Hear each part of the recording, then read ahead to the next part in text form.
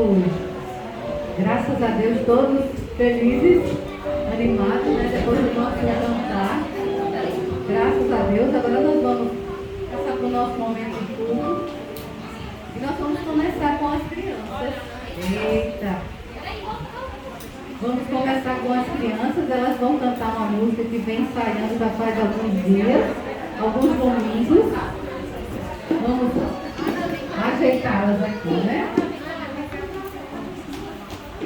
Vamos colocar.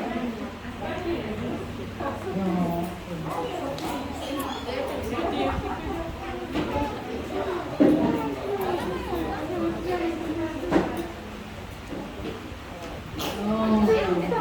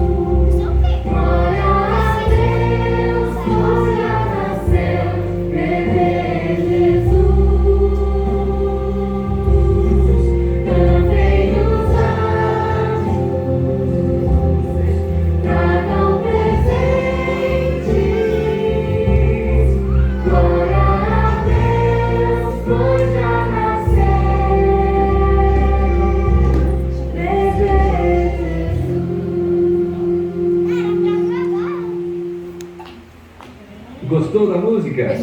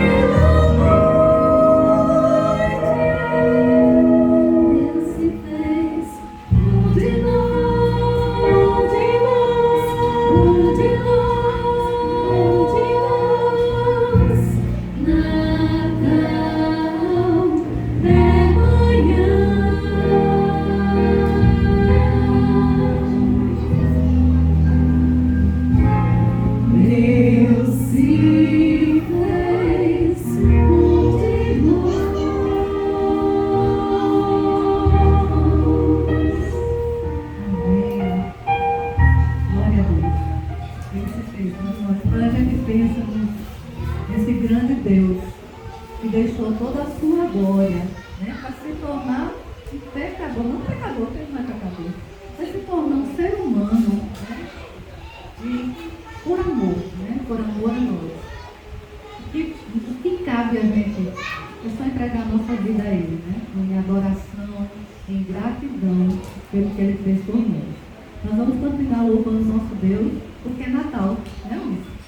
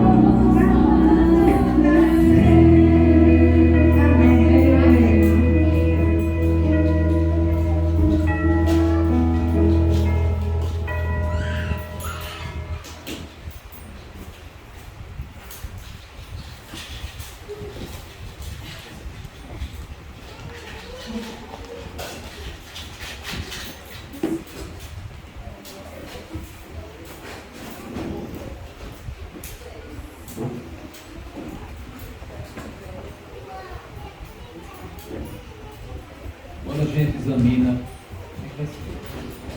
vai ficando junto aí, né? Vamos controlando a medida do possível. Quando a gente examinou aqui, para quem acompanhou, quem não acompanhou vai saber rapidamente aqui, de forma resumida naturalmente. A gente examinou as profecias de Daniel e quando fizemos os cálculos aqui, a gente achou que o Messias prometido por Deus, desde Gênesis capítulo 3, versículo 15, aquele que seria o que pisaria na cabeça da serpente. E aí Daniel recebe aquela profecia indicando que chegaria o momento, o dia em que Deus faria a expiação do pecado, que Deus realmente mandaria alguém, o descendente da mulher, para expiar os pecados, para cumprir aquela promessa de pagar o pecado que o homem não tem condições de pagar, só o Messias, só o Cordeiro de Deus. E o cálculo foi que deveria acontecer na época do ano 32 da nossa era. Então a gente já sabe que não vem o Messias mais, ele já veio. Os judeus poderiam ter feito essas contas lá na época e ter calculado, ter achado que realmente Jesus estaria às portas, o Messias estaria às portas e teria de acontecer naquela época. Os magos fizeram essas contas e vieram atrás, e tivemos outros sinais, outras profecias que marcaram ou que determinariam a chegada do Messias, do Cordeiro de Deus prometido.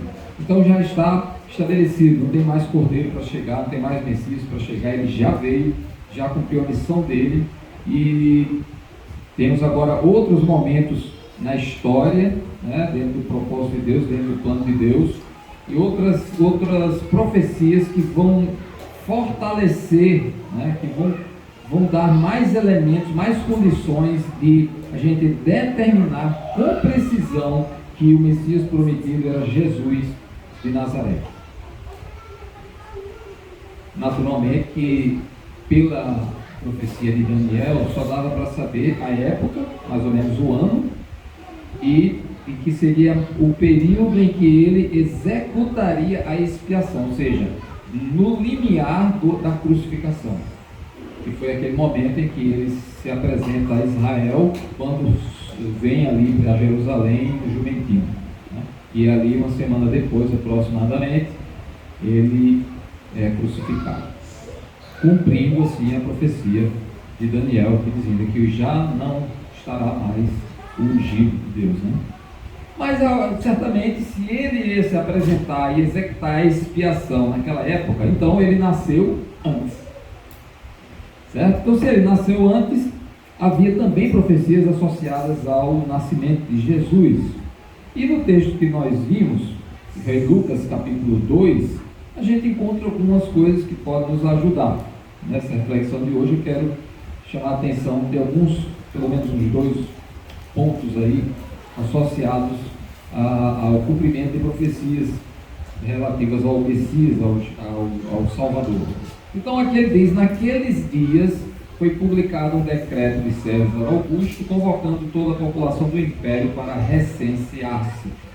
Aqui lembramos que Lucas é aquele investigador que foi em busca das informações na história, com as outras pessoas, os relatos que ele tinha lá, ele foi juntando e achou com precisão. Olha, foi na época em que Augusto era o imperador. Augusto era o imperador romano. E ele ainda coloca uma outra informação histórica, fala que Quirino era o governador da Síria. Então qualquer um pode ir em busca dessas informações e ver em que momento, em calcular em que momento houve o nascimento do Messias. Já com base nisso aí, já tinha essas condições. Já naqueles dias, ele diz, olha, aqui já tem algumas informações. Então quando fala naqueles dias, ele está mostrando, falando do tempo, falando de coisas relativas ao tempo, a passagem do tempo, a data exata, as coisas que aconteceram dentro de tempos exatos. Lá em Gálatas capítulo 4, o apóstolo Paulo fala que foi na plenitude do tempo que Deus enviou o seu filho, nascido de mulher, nascido sob a lei. Então foi no momento exato, na hora certa que aconteceu. Isso mostra aí o controle que Deus tem em relação ao tempo e aos acontecimentos para a execução do seu propósito, do seu plano. Quando a gente olha também o texto, ele fala que foi publicado um decreto de um homem chamado Augusto, era o imperador romano, é o César, era o imperador romano, e ele diz, olha, todo mundo tem que se recensear. aqui a ordem, veio uma ordem. E essa ordem fez com que José e Maria saíssem da cidade onde eles viviam, tranquilamente, estavam bem lá. De repente chega uma ordem do imperador romano, do estrangeiro, que dominava naquela época. O Império Romano era o que prevalecia, que dominava inclusive a terra que é conhecida lá, né, como terra da Palestina ou Israel hoje, né? Você tem o domínio romano ali, e ele diz: olha, eu quero que todo mundo vá se recensear. Do ponto de vista humano, do ponto de vista do governo, das autoridades, isso seria motivo para ele. O motivo dele era o quê? Era ter glória, né? Sempre o império é o quê? É o domínio, controle, a riqueza também, né? Eu quero saber quem é, o que é que eu tenho, o que é que está sob o meu domínio. Então Augusto era o imperador e queria saber qual a quantidade de pessoas que havia no império, qual era o porte financeiro, econômico que havia, quantas pessoas havia, filhos, esposa, os bens daquelas pessoas, porque o interesse dele era o quê? Olha o meu império como é grande, a glória, a vanglória, né? O orgulho de ter sob o seu comando, sob o seu domínio, uma quantidade muito grande de pessoas. Ao mesmo tempo, ele queria saber dos bens daquelas pessoas, porque havia interesse econômico na história. Não, eu quero saber porque eu tenho interesse nos impostos. Quanto mais bens as pessoas tiverem, mais rico eu vou ficando também, porque eu vou exigir mais imposto. O imposto já está dizendo, né? É imposto, é forçado. Ele vai lá e tira do patrimônio das pessoas um certo valor, uma certa quantidade do bem daquela pessoa e traz para si. Algumas coisas eram legítimas para uso, para os serviços públicos mesmo, mas outras coisas eram para enriquecimento, e muita gente se enriquecia ilicitamente, com certeza, né? Então tem esses dois aspectos, pelo menos, né? A glória, o orgulho, a vaidade de ter sob o seu domínio tanta gente, tantas províncias, né?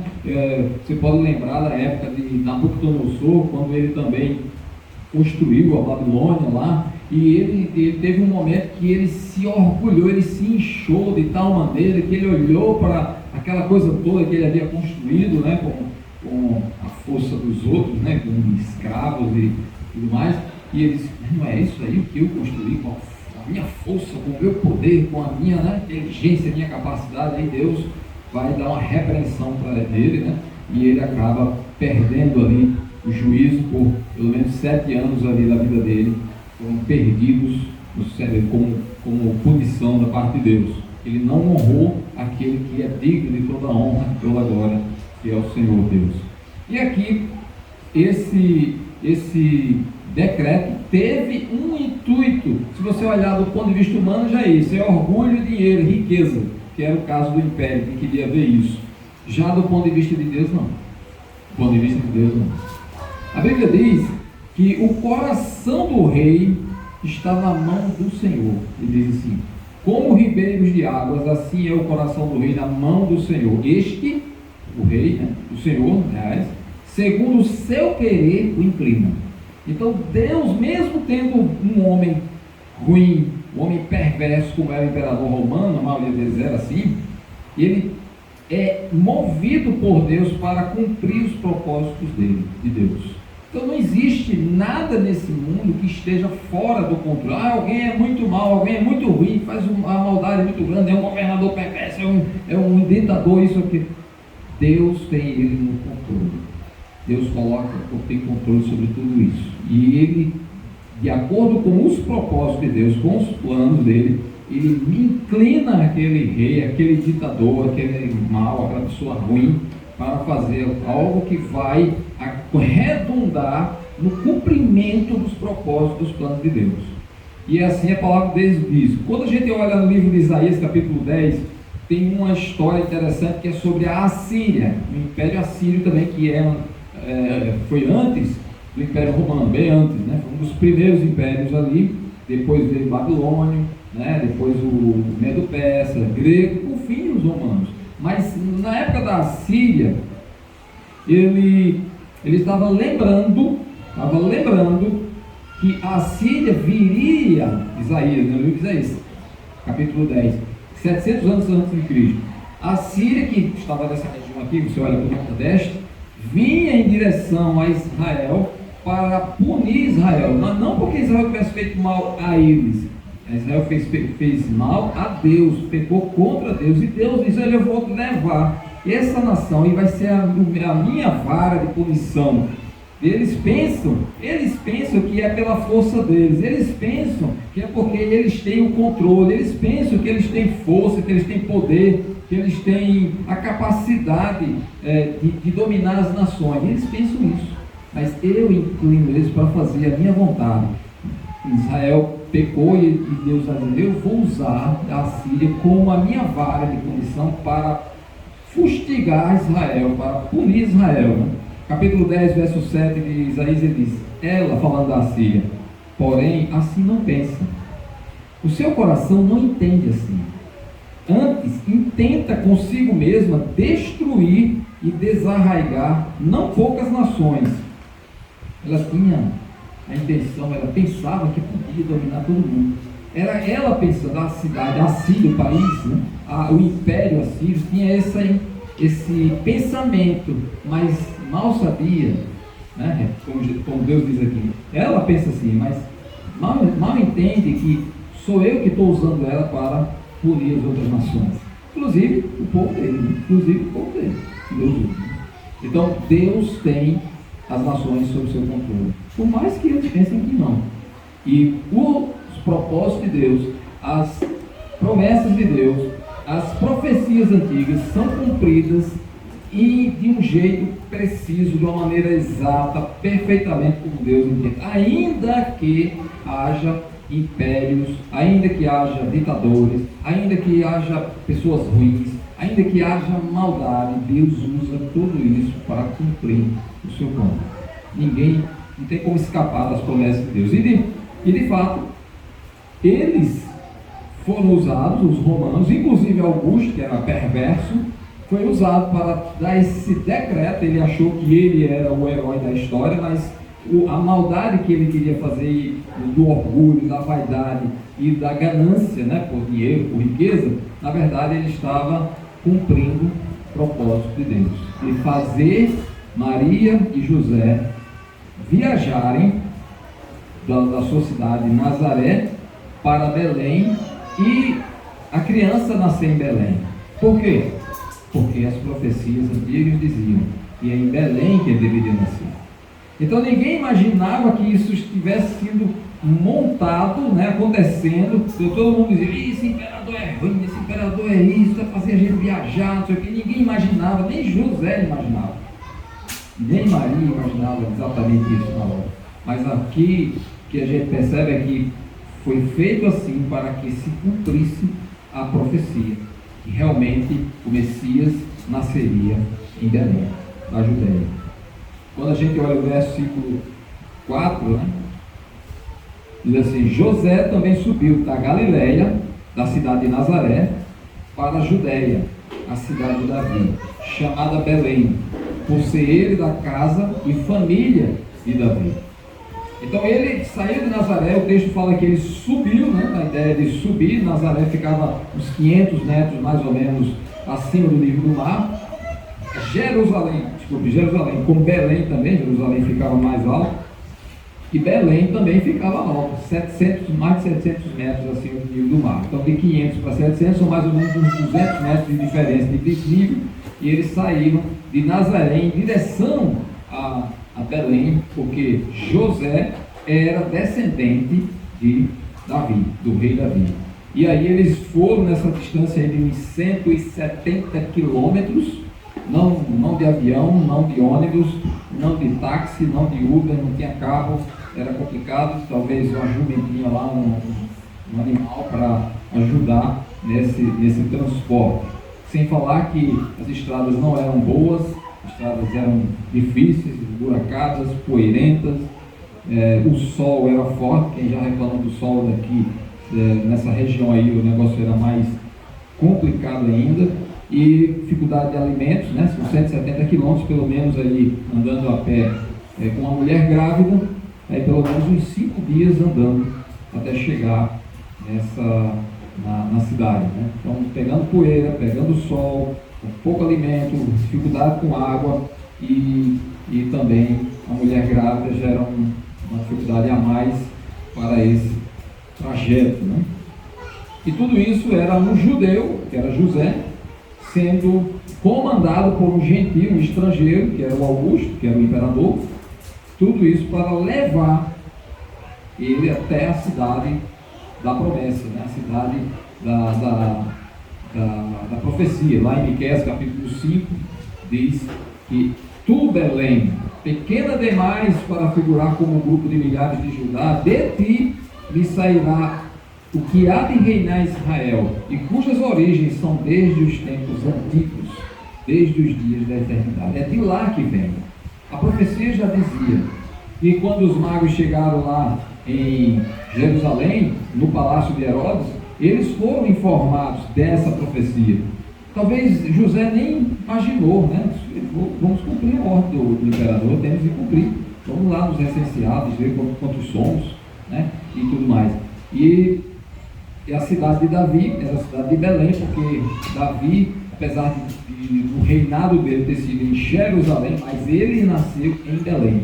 O nascimento dele está em 1 Samuel capítulo 16, quando Deus estabelece para Samuel para ir lá na casa de Jessé, que é o pai de Davi, dizendo assim: é de lá que eu vou tirar o rei de Israel. Então isso fica constante. Então a cidade de Belém era a cidade de Davi, ainda que desde muito tempo ela é uma cidade simples, pequena, pobre, insignificante, não muito expressiva. Mas a promessa de Deus, aquilo que é pequeno, Deus usa para deixar os outros escandalizados, né? Para deixar os grandes escandalizados, para humilhar os grandes. Não à toa aquele cântico, né, de Maria foi impressionante, dizendo: puxa, como Deus humilhou os maiores, os grandes, os gigantes e levantou os pequenos, né? Uma menina simples, uma moça pobre de uma cidadezinha simples, que foi escolhida, né? Poderia ter sido uma pessoa importante, mas puxa, Deus humilhou os grandes. Olha só, ele escolheu os simples, os pobres, né? Os insignificantes, para justamente confundir aqueles que se acham alguma coisa. E assim Deus faz sempre. A cidadezinha de Belém, simples, insignificante, sem expressão nenhuma, e Deus usa para dela sair o rei que é eterno, vai reinar para sempre. Impressionante, né? Como o plano de Deus. E como é que ele faz isso? De uma forma magistral, mostrando para todo mundo: olha, não. Ele simplesmente usa as circunstâncias, a conjuntura social, política do momento, e ele leva as coisas a acontecerem, e às vezes as pessoas nem percebem, né? Mas já estava profetizado. E eles foram para Belém. E a Bíblia mostra no livro de Mateus que realmente José é descendente de Davi. Então a descendência dele, e Jesus, por conseguinte, é também descendente de Davi. E não à toa, muitos nem perceberam isso, né? Mas alguns cegos até perceberam, né? Como o cego de Jericó diz: Jesus, filho de Davi, né? Esse aí é o filho de Davi, né? E realmente ele foi reconhecido como filho de Davi. De modo que esses aspectos das profecias, tanto a questão do tempo, do momento, das circunstâncias, das ordens que foram dadas, né, do recenseamento. O recenseamento ele está mostrando como Deus é soberano e utiliza quem Ele quer seja do povo dele mesmo, quer seja dos ímpios. Deus é o Senhor de tudo, de todos os povos. E Ele faz uso de tudo que Ele tem à disposição para cumprir os seus propósitos, as suas promessas, as profecias que já foram dadas na antiguidade. Então a gente vê como Deus controla as coisas. Então a gente não precisa ter medo das coisas. Os crentes não precisam temer os poderosos, os maus, a maldade que ela não precisa ter medo. Precisa confiar em Deus, sabendo que Ele tem sob controle todas essas coisas. as ameaças e tudo mais.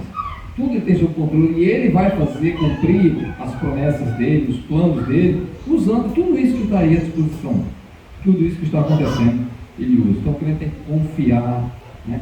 Uma pandemia deixa todo mundo aterrorizado, né? Não sei quem vai perseguir os crentes, não sei o quê. Vem o terror, o medo. Deus usa tudo isso para cumprir os propósitos dele. Não precisa ter medo, precisa viver no desespero, precisa confiar.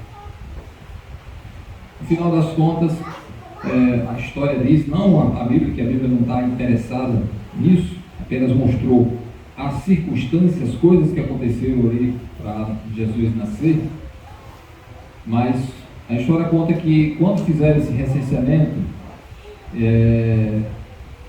chegou-se a uma conclusão aí que havia no Império Romano ali, mais ou menos 60 milhões de pessoas sob o domínio do Império Romano, naquela época. Hoje a população mundial está em torno de 7 a 8 bilhões de pessoas, bem mais pessoas, né? E o Império Romano naquela época constituía, era bem grande, eram 60 milhões de pessoas, né? Do ponto de vista humano, as pessoas ficam olhando, gigante, né? 60 milhões de pessoas sob o domínio de um grande imperador, de um grande conquistador e tudo mais, né? Muita gente, né? E o recenseamento teve esse comando de trazer essa quantidade de pessoas. Quantas pessoas nós temos? Mas sabe o que a gente enxerga? Qual é o contexto desse recenseamento? Nesse contexto de recenseamento, Deus envia o seu Filho para salvar a humanidade. Qual é a visão de Deus? Qual é a visão do homem? A visão do homem é o orgulho, é a vaidade de ver milhões de pessoas sob o seu controle, né? A capacidade que ele tem e o poder que ele tem agora de enriquecer em cima dessas pessoas, de dominar, de controlar essas pessoas. Qual é a visão de Deus? 60 milhões de pecadores, 60 milhões de pessoas perdidas, inclusive o imperador, né? Perdidas, sem salvação, sem esperança de vida eterna, perdidas nos seus pecados, condenadas pelos seus pecados. Essa é a visão de Deus. Por isso que ele manda nesse momento o Salvador, Jesus. Então são visões diferentes. Certamente naquela contagem, talvez Jesus foi contado depois do nascimento, né? A contabilidade lá do império, ele foi contado. Só que tem um pequeno detalhe. Esse que está aí, ele é diferente de todos os outros 60 milhões de pessoas que havia naquela época no império. Porque Miqueias diz que ele já existia antes dos tempos eternos. Ele não apareceu simplesmente naqueles dias ali do recenseamento. Ele já existia na eternidade. Aquele recenseamento ali contou errado alguma coisa. Tem um número errado ali na contagem dele. Teve um ali que não fazia parte daquele. Apesar de ter se formado carne, né, ter sido encarnado ali, mas eles pensavam que aquele talvez estivesse sob o controle dele, mas na verdade aquele que eles contaram para completar os 60 milhões era o grande controlador de tudo, não só dos 60, mas também de todo o mundo. E veio justamente para salvar esses 60 milhões e outros tantos que estavam fora do controle do imperador romano, e fora do império romano. E naquele tempo, Jesus foi recebido, mas foi recebido sem ter lugar para ele, porque o texto diz que não havia lugar para eles na hospedaria? Na hospedaria. Na hospedaria tinha uma vaga, mas na hospedaria não tinha vaga. Mas não tinha vaga para eles. Aquelas condições que eles chegaram lá, realmente não tinha vaga para eles. Uma mulher grávida pronta para dar à luz. E o texto é bem claro, diz que não tinha vaga para eles. Talvez se um de vocês chegasse lá, talvez conseguisse vaga. Mas para eles não tinha. Essa é a situação do mundo. De rejeitar as coisas de Deus. De rejeitar o Filho de Deus. De rejeitar Jesus. Ainda que tenha vagas, mas não para eles. Para eles tem vaga para tudo, tem espaço para tudo, menos para o Senhor Jesus. Isso parece que muitas pessoas da cristandade, né, que eu chamo de cristandade porque é um cristianismo misturado, um bocado de gente que se diz cristã, mas não é, e que também é do mesmo jeito. Quando é interesse para si, aí tem vaga. Posso fazer, posso ir, posso fazer qualquer coisa. Mas quando é coisa relacionada a Jesus, aí não. A gente rejeita. Né? A recepção só sobrou mesmo uma humilde manjedoura para colocar Jesus lá. E no final da vida também houve uma despedida. Mesmo jeito, foi rejeitado e levado para uma cruz. Jesus veio para o que era seu e os seus não receberam.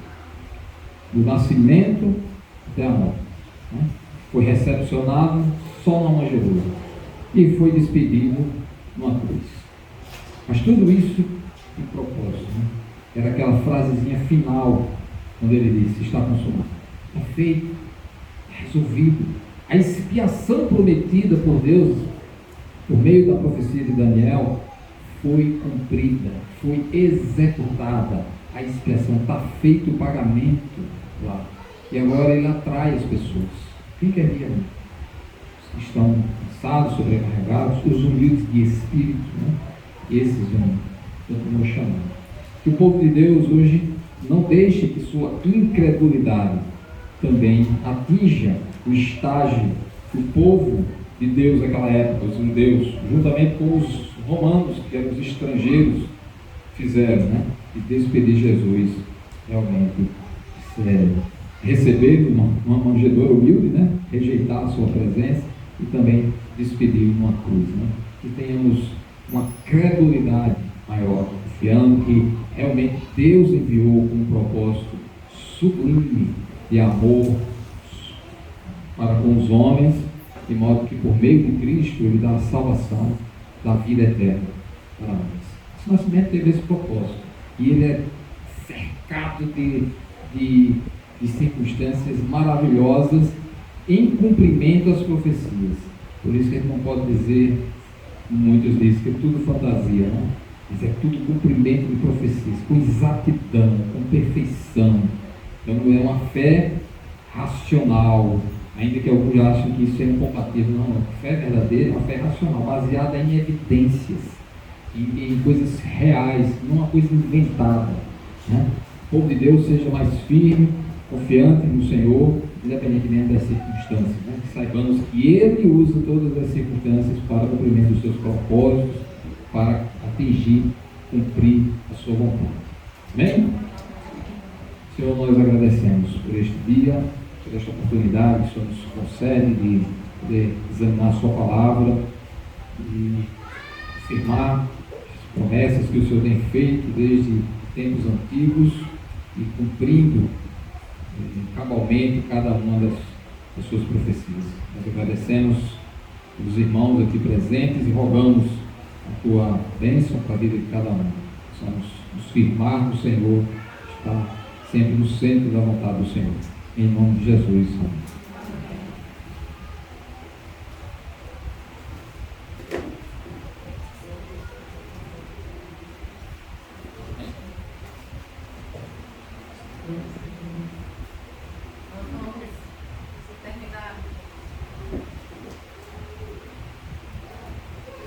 Nós vamos terminar esse momento, vamos passar para outro momento, né?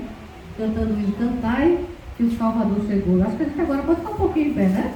Cantai que o Salvador chegou, que a gente aproveite esse tempo. Se você pode levantar, se não pode, não precisa não, viu? Você vai vir, você pode. Aproveitar esse tempo em que o coração de muitas pessoas está mais propenso a ouvir a palavra, para que a gente possa chegar com a palavra de que o nosso Salvador nasceu.